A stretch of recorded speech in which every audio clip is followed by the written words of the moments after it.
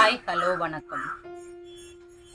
பைபிளில் படைப்பு அப்படின்ற ஒரு விஷயத்தை பற்றி படிக்கும்போது ரொம்ப அழகாக இருக்கும் கேட்க. கடவுள் இந்த உலகத்தையும் இந்த உலகில் உள்ள அனைத்து பொருட்களையும் படைக்க 6 நாள் எடுத்துக்கிட்டாரு அப்படின்னு சொல்லியிருப்பாங்க. 7வது நாள் எல்லா வேலையும் முடிச்சுட்டு ஓய்வு எடுத்தார் அப்படின்னு சொல்லியிருப்பாங்க. ஸோ கடவுள் படைக்க ஆரம்பிக்கும் போது ஒன்று ஒன்றா படைக்கிறாரு. வானம், பூமி, நிலம், நீர், காற்று, விலங்குகள், பறவைகள், மரங்கள், செடி, கொடி அப்படின்னு எல்லாத்தையும் படைச்சு முடிக்கிறார். முடிக்கும்போது அவருக்கு தோன்ற விஷயம், இது எல்லாம் இருக்கு, ஆனா ஏதோ ஒண்ணு இன்கம்ப்ளீட்டா இருக்கு, ஏதோ ஒரு முழுமை பெறாத மாதிரி இருக்குதே அப்படின்னு யோசிக்கிறார். அப்போதான் இதையெல்லாம் அனுபவிக்க, இதையெல்லாம் பயன்படுத்த ஒரு ஜீவனை உருவாக்கணும் அப்படின்னு சொல்லிட்டு அவருடைய மொத்த பிளெஸ்ஸிங்ஸ், ஆசீர்வாதங்களையும் அன்பையும் பொழிந்து அவர் உருவாக்குகிறார் ஒரு ஜீவனை. அந்த ஜீவன் யார் அப்படின்னு கேட்கும்போது அது வேற யாரும் இல்லைங்க, நீங்களும் நானும் தான்.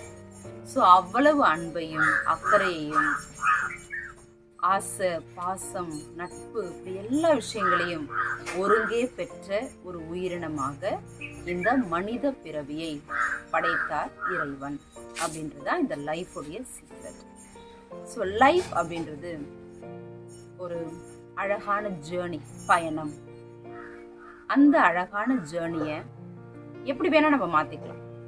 அழகா மாத்திக்கலாம், கஷ்டமா மாத்திக்கலாம், இல்லை எக்ஸ்பீரியன்ஸா மாத்திக்கலாம், எப்படி வேணா மாத்திக்கலாம். அதை எப்படி மாத்திக்கிறோன்றது நம்மளோட கையில தான் இருக்கு. ஏன் அப்படி சொல்றேன் அப்படின்னா, கண்டிப்பா லைஃப் எப்பயும் ஒரே மாதிரி இருக்காது. அப்ஸ், டவுன்ஸ், நல்லது, கெட்டது, தேவையில்லாதது, தேவையானது, இப்படி எல்லா விஷயங்களும் நடக்கும் நம்ம லைஃப்ல. ஆனா எப்பவுமே ஒரு விஷயத்த மைண்ட்ல வச்சுக்கணும்.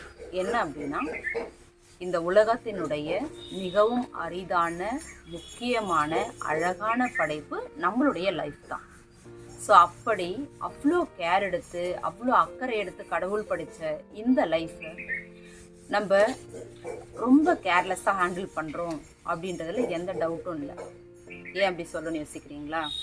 இப்போல்லாம் பார்த்தோம் அப்படின்னா நியூஸ் பேப்பர் இப்படி எங்கே பார்த்தாலும் நிறைய டெத்து, சூசைட், உடம்பு சரியில்லை, ஹார்ட் அட்டாக், இப்படி பலவிதமான இறப்புகள்.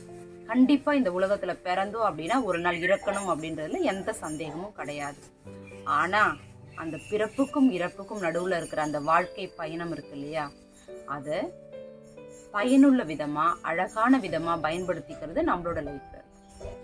ஸோ அப்படி இருக்கிற ஒரு பொறுப்பு, ஒரு எப்படி சொல்றது அப்படின்னா, ஒருத்தவங்க நம்ம மேல அளவுக்கு அதிகமா அன்பு வைக்கும் போது அந்த அன்பை நம்ம ரொம்ப நல்ல விதமா யூஸ் பண்ணிக்கணும், ரொம்ப நல்ல விதமா மதிக்கணும் அப்படின்றத மறந்துடுறோன்றதுதான் உண்மை.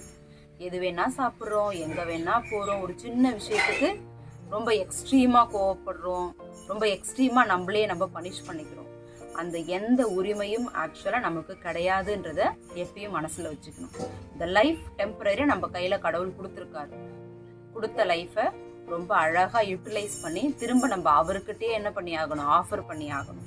ஸோ டெம்பரரியா நம்ம கையில இருக்கிற இந்த லைஃப்பை எவ்வளோ கவனமா பொறுப்பா பார்த்துக்க போறோம் அப்படின்றத யோசிச்சு எப்பயுமே நம்மளுக்கு நடக்கிற எல்லா விஷயத்துலயும் நம்ம லைஃப்பை பெஸ்டா பயன்படுத்திக்கணும், பெஸ்டா பாதுகாக்கணும், பெஸ்டா என்ஜாய் பண்ணணும். அதை எப்பயும் மைண்ட்ல வச்சு ஹாப்பியா இருங்க. உங்க ஹெல்த்தை நல்லபடியா பார்த்துக்கோங்க. எப்பயுமே அட்வான்டேஜ் எடுக்கக்கூடாது. பரவாயில்ல, இன்னைக்கு நல்லா தானே இருக்கேன், ஒரு வேளை சாப்பிடலன்னா என்ன, இன்னைக்கு நல்லா தானே இருக்கேன், கொஞ்சம் எக்ஸ்ட்ரா தூங்குனா என்ன, நல்லா தானே இருக்கேன், எது வேணா என்ன வேணா பண்ணிக்கலாம் அப்படின்னு எடுத்துக்காம நம்ம லைஃப் கொஞ்ச நாள் தான், அந்த கொஞ்ச நாளை ரொம்ப பியூட்டிஃபுல்லா, அழகா, சந்தோஷமா பயன்படுத்தி எப்படி கடவுள் நமக்கு பெஸ்டா கொடுத்தாரோ அதே பெஸ்ட் திரும்ப அவருக்கு கொடுக்கணும் அப்படின்ற நல்ல மைண்ட் செட்டோட லைஃப் ஹாப்பியா என்ஜாய் பண்ணுங்க. Thank you.